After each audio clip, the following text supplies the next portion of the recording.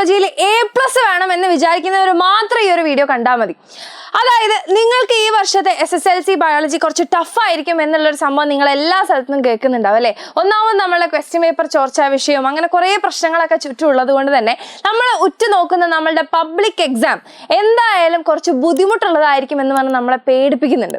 പക്ഷേ ഈ ഒരു എക്സാമിന് എപ്പോഴും എന്തുണ്ടാവും, ക്വസ്റ്റ്യൻസ് വരുന്നതിന് ഒരു പ്രത്യേക പാറ്റേൺ ഉണ്ടാവും. ആ പാറ്റേൺ നമ്മൾ പഠിച്ചു വെക്കുകയാണെന്നുണ്ടെങ്കിൽ ഇത് ഈസിയാണ്. ഓക്കെ, ക്വസ്റ്റ്യൻസ് ഒരിക്കലും നമുക്ക് ഇതേ വരുള്ളൂ എന്ന് പറയാൻ ചിലപ്പോൾ സാധിച്ചില്ലെങ്കിലും ഈ ഒരു മോഡലാണ് വരുള്ളൂ എന്ന് നമുക്ക് ഈസി ആയിട്ട് പഠിക്കാൻ വേണ്ടിയിട്ട് പറ്റും. ഓക്കെ, അപ്പോൾ ലാസ്റ്റ് വരെ കാണാം. ഇപ്പം തന്നെ ഈ ഒരു വീഡിയോ പോസ്റ്റ് ചെയ്തിട്ട് മിസ്സിനൊരു ഹാർട്ട് കമൻറ്റ് ബോക്സിൽ തരാം. കാരണം ഈ ഒരു വീഡിയോ കണ്ടു കഴിയുമ്പോഴത്തേക്ക് എങ്ങനെ SSLC ബയോളജിയിൽ A+ വാങ്ങണം എന്ന് നിങ്ങൾക്ക് കറക്റ്റായിട്ട് മനസ്സിലാവും. ഓക്കെ, അപ്പോൾ നമ്മൾ SSLC ബയോളജിയിൽ നമുക്ക് ഇനി വരുന്ന പബ്ലിക് എക്സാമിന് 8 ചാപ്റ്ററുകളാണ് നമുക്കുള്ളത്. ഓക്കെ, അപ്പോൾ ഈ 8 ചാപ്റ്ററുകളിലായിട്ടായിരിക്കും നിങ്ങൾക്ക് നമ്മളുടെ ക്വസ്റ്റ്യൻ പേപ്പറിൽ ക്വസ്റ്റ്യൻസ് കാണുന്നുണ്ടാവുക. അപ്പോൾ അതിൽ നമുക്ക് നോക്കുകയാണെന്നുണ്ടെങ്കിൽ 1 മാർക്ക്, 2 മാർക്ക്, 3 മാർക്ക്, 4 മാർക്ക് എന്നിങ്ങനെ പല ടൈപ്പ് ഓഫ് ക്വസ്റ്റ്യൻസ് ഉണ്ടാവും അല്ലേ. അതിൽ നിങ്ങൾ ഏറ്റവും ശ്രദ്ധിക്കേണ്ടത് എന്താണെന്ന് പറഞ്ഞാൽ ഏറ്റവും കൂടുതൽ നിങ്ങളോട് ചോദിക്കാൻ പോകുന്നത് 2 മാർക്കിൻ്റെയും 3 മാർക്കിൻ്റെയും ക്വസ്റ്റ്യൻസ് ആണ്. അപ്പോൾ ഇനി അങ്ങോട്ടേക്ക് നിങ്ങൾ റിവൈസ് ചെയ്യുന്ന സമയത്ത് 2 മാർക്കിനും 3 മാർക്കിനും വരാൻ പറ്റുന്ന രീതിയിലുള്ള എന്തെങ്കിലും കാര്യങ്ങൾ നിങ്ങൾ കണ്ടു കഴിഞ്ഞാൽ അതാണ് നിങ്ങൾ എന്ത് ചെയ്യേണ്ടത്, കൂടുതൽ സ്ട്രെസ് ചെയ്ത് പഠിക്കേണ്ടത്. കാരണം നിങ്ങൾ ആലോചിച്ച് നോക്കിയേ, നിങ്ങളൊന്നും പഠിച്ചിട്ടില്ലെങ്കിലും ഈ 2 മാർക്കിൻ്റെയും 3 മാർക്കിൻ്റെയും എഴുതാനുള്ളത് നിങ്ങൾ റെഡിയാക്കി വെച്ച് കഴിഞ്ഞാൽ ഏറ്റവും കൂടുതൽ ചോദിക്കുന്നത് ഇതായതുകൊണ്ട് തന്നെ നിങ്ങൾക്ക് എന്ത് ചെയ്യാം, നിങ്ങൾക്ക് പാസ്സാവാനെങ്കിലും നിങ്ങൾക്ക് പഠിച്ചു വെക്കാൻ പറ്റൂലേ.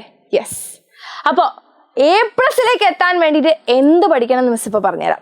അപ്പോൾ ഏറ്റവും ആദ്യം നമുക്ക് 1 മാർക്കിൻ്റെ ക്വസ്റ്റ്യൻസ് ഏതൊക്കെയാണ് വരിക.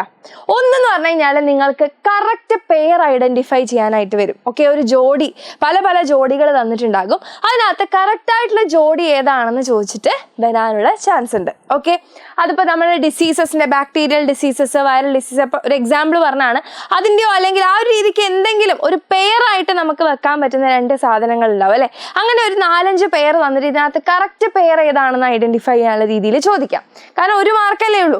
അതല്ലാന്നുണ്ടെങ്കിൽ നമുക്ക് ഒരു പെയർ, ഇപ്പം നമ്മൾ എന്താ പറയുക, നമ്മളുടെ ഹൗസ് ഫ്ലൈ ഒമാറ്റിഡിയ എന്നിട്ട് പ്ലാനേരിയ ഡാഷ് എന്ന് തരാറില്ലേ, അതേപോലെ ഫിൽ ദ പെയർ ഫിൽ ചെയ്യാൻ, പൂരിപ്പിക്കാനായിട്ട് നമുക്ക് വരാനുള്ള ചാൻസ് ഉണ്ട്. ഓക്കെ, അപ്പോൾ ആ രീതിയിൽ പഠിച്ചു വെക്കുക. Next, correct underlined part. പിന്നെ നിങ്ങൾ കാണാൻ പോകുന്ന ഒരു ക്വസ്റ്റ്യൻ ഇങ്ങനത്തെയാണ്. എന്താണ്, ക്വസ്റ്റ്യൻസ് നോക്കിക്കഴിഞ്ഞാൽ അതിൽ കുറേ സ്റ്റേറ്റ്മെന്റ്സ് ആയിട്ട് കൊടുത്തിട്ടുണ്ടാവും, കുറേ സെന്റൻസ് കൊടുത്തിട്ടുണ്ടാവും. അതിനകത്ത് ഓരോ സെന്റൻസിലും ഓരോ വേർഡ് അണ്ടർലൈൻ ചെയ്തിട്ടുണ്ടാവും. ആ അണ്ടർലൈൻ ചെയ്ത വേർഡ് ചിലപ്പോൾ ശരിയായിരിക്കും, ചിലപ്പോൾ തെറ്റായിരിക്കും. തെറ്റാണെങ്കിൽ നമ്മൾ തിരുത്തി എഴുതണം എന്നുള്ള രീതിക്കാണ് അടുത്തൊരു ക്വസ്റ്റ്യൻ വരാൻ പോകുന്നത്. പിന്നെ നോക്കിക്കഴിഞ്ഞാൽ ഓഡ് 1 ടൈപ്പ് ഓഫ് ക്വസ്റ്റ്യൻസ് ഉണ്ട്. അപ്പോൾ നമ്മൾ ഡിസീസസിൻ്റെ കേസിൽ തന്നെ നോക്കുകയാണെന്നുണ്ടെങ്കിൽ കുറേ ബാക്ടീരിയൽ ഡിസീസിനിടയിൽ ഒരു വൈറൽ ഡിസീസ് എന്നാൽ ആ വൈറൽ ഡിസീസ് ആയിരിക്കും നമ്മളുടെ ഓഡ് 1 ആയിട്ട് വരുന്നത്. പിന്നെ ഫിഗേഴ്സ്, ഇതിൻ്റെ പേരെന്താണ്. ഇപ്പോൾ ഫോർ എക്സാമ്പിൾ നമ്മളുടെ എന്താ പറയുക, നമ്മളെ ഹ്യൂമൻ ജീനോം പ്രൊജക്റ്റിൻ്റെ ലോഗോ തന്നിട്ട് ഇതെന്താണ്, ഈ പ്രൊജക്റ്റിൻ്റെ പേരെന്താണ്, just human genome project 1 mark കിട്ടി. ആ രീതിക്കുള്ള ക്വസ്റ്റ്യൻസ് വരാനുള്ള ചാൻസ് ഉണ്ട്. ഇനി നമ്മൾ 2 മാർക്കിൻ്റെ ചോദ്യത്തിലേക്ക് വരുമ്പോഴാണ് നിങ്ങൾക്ക് ഇവിടെ ഫിഗർ വരച്ചെഴുതേണ്ടി വരില്ല.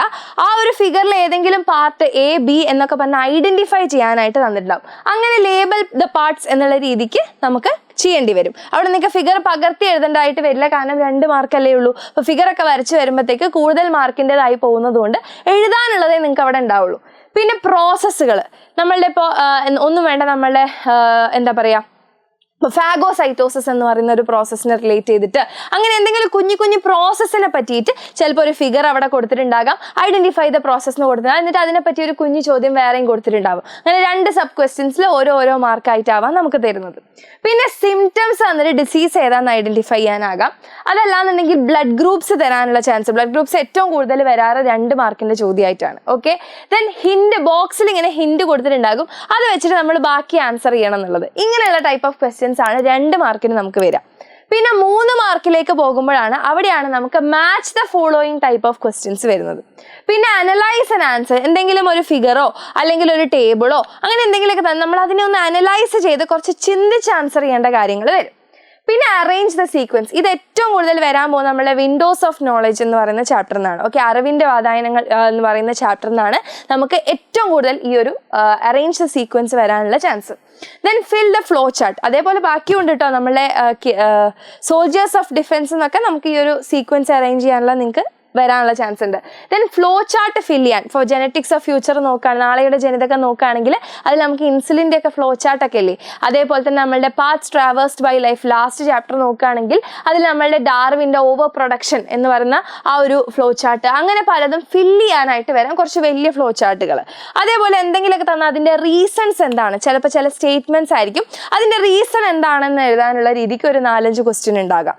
ഓക്കെ, അങ്ങനെയാണ് 3 മാർക്കിൻ്റെ ക്വസ്റ്റ്യൻസ് വരുന്നത്. ഇനി ലാസ്റ്റ് 4 മാർക്കിൻ്റെ ക്വസ്റ്റ്യൻസിലാണ് നിങ്ങൾക്ക് ഏറ്റവും കൂടുതൽ വരച്ചെഴുതാനുള്ള കാര്യങ്ങൾ വരാൻ പോകുന്നത്. ഓക്കെ, വരച്ചെഴുതാൻ ഇപ്പം നമ്മളുടെ ഐൻ്റെ സ്ട്രക്ചർ ആവാം, ഇയറിൻ്റെ സ്ട്രക്ചർ ആവാം, അങ്ങനെ പല പല പല വരച്ചെഴുതാനും കുറച്ച് കൂടുതൽ നിങ്ങൾക്ക് എക്സ്പ്ലെയിൻ ചെയ്ത് എഴുതാനുള്ള രീതിക്കായിരിക്കും 4 മാർക്കിൻ്റെ ക്വസ്റ്റ്യൻസ് ഉണ്ടാവുക. അതല്ലാന്നുണ്ടെങ്കിൽ പല ഇല്ലസ്ട്രേഷൻസ് ഒക്കെ ആയിരിക്കും ഉണ്ടാവുക. അപ്പം ഇങ്ങനെ കുറച്ച് ഹെവി ആയിട്ടുള്ള ക്വസ്റ്റ്യൻസ് ലാസ്റ്റിലേക്കാണ് വരിക.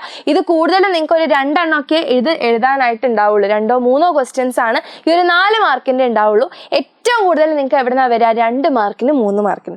ഇനി ഇതിൻ്റെ ലൂപ്പ് ഹോൾ എവിടെയാണെന്ന് വെച്ച് കഴിഞ്ഞാൽ ഈ ക്വസ്റ്റ്യൻസ് എല്ലാതും നിങ്ങൾ എഴുതേണ്ട ആവശ്യമില്ല. ഇപ്പോൾ 1 മാർക്കിൻ്റെ ആണെന്നുണ്ടെങ്കിൽ 2024 ക്വസ്റ്റ്യൻ പേപ്പർ എടുത്ത് നോക്കുക, അല്ലെങ്കിൽ 2023 ക്വസ്റ്റ്യൻ പേപ്പർ എടുത്ത് നോക്കുകയാണെന്നുണ്ടെങ്കിൽ നിങ്ങൾക്ക് കുറച്ച് ക്വസ്റ്റ്യൻസ് ഒരു 6 ക്വസ്റ്റ്യൻ തന്നിട്ടുണ്ടെങ്കിൽ അതിലൊരു 5 എണ്ണം നിങ്ങൾ എഴുതണ്ടു.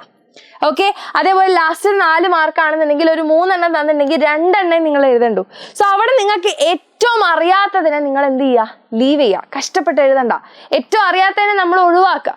നിങ്ങൾക്ക് അറ്റ്ലീസ്റ്റ് എഴുതാൻ പറ്റുന്നത് മാത്രം എന്ത് ചെയ്യുക, ആ കൂട്ടത്തിൽ സെലക്ട് ചെയ്യുക. അങ്ങനെ തന്നെ നിങ്ങൾക്ക് എന്ത് ചെയ്യാൻ പറ്റും, ഒരു പകുതി മാർക്ക് നിങ്ങൾക്ക് ഉറപ്പിക്കാൻ വേണ്ടി പറ്റും.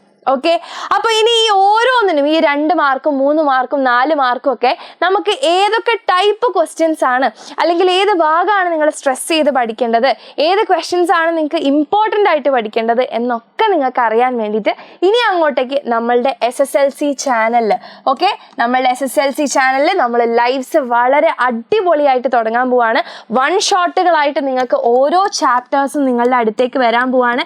എല്ലാ ഫാക്കൽറ്റീസും നിങ്ങൾക്ക് ഇനി വരാൻ പോകുന്ന ദിവസങ്ങളിൽ നിങ്ങളുടെ കൂടെ കട്ടയ്ക്ക് സപ്പോർട്ടായിട്ട് ഇതൊക്കെ പറഞ്ഞു തരാൻ വേണ്ടിയിട്ടുണ്ടാകും. നിങ്ങൾ ഈ ഒരു ലാസ്റ്റ് മിനിറ്റിൽ ഞാൻ പഠിക്കും, ഞാൻ നേടിയെടുക്കും, ഒന്നും പഠിച്ചില്ലെങ്കിലും ഞാൻ സെറ്റാക്കും, ഇനിയുള്ള സമയം മാത്രം എനിക്ക് മതി എന്നുള്ള ആ ഒരു കോൺഫിഡൻസിൽ നിങ്ങൾ ഈ ലൈവുകളൊക്കെ അറ്റൻഡ് ചെയ്താൽ മാത്രം മതി.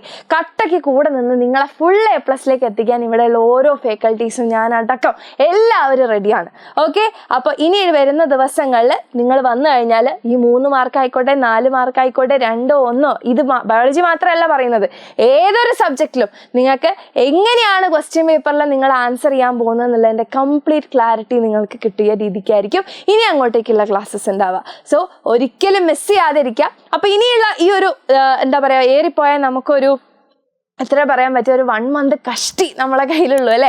അപ്പോൾ ആ ഒരു 1 മന്ത് ചാലഞ്ച് ആക്സെപ്റ്റഡ് എന്ന് പറഞ്ഞിട്ട് എന്ത് ചെയ്യുക, ജസ്റ്റ് ഒന്ന് ഈ ഒരു വീഡിയോൻ്റെ താഴെ കമൻറ്റ് ചെയ്യുക. അപ്പോൾ ഇതാ ഇന്ന് വൈകുന്നേരം നമ്മൾക്ക് ജെനറ്റിക്സ് ഓഫ് ഫ്യൂച്ചർ അഥവാ നാളെയുടെ ജനിതകം എന്ന് പറഞ്ഞ ചാപ്റ്ററിൻ്റെ ലൈവായിട്ട് മിസ് വരുന്നുണ്ടാകും. അപ്പോൾ നിങ്ങൾ എല്ലാവരും വരുന്നുണ്ടെങ്കിൽ ഈ ഒരു വീഡിയോന് താഴെ റെഡി എന്നും കൂടി കമൻറ്റ് ചെയ്യുക. ഓക്കെ, അപ്പോൾ നമുക്ക് SSLC എക്സാം അടിച്ചു പൊളിക്കാം, ബയോളജി നമുക്ക് A+ ഉറപ്പിക്കാം.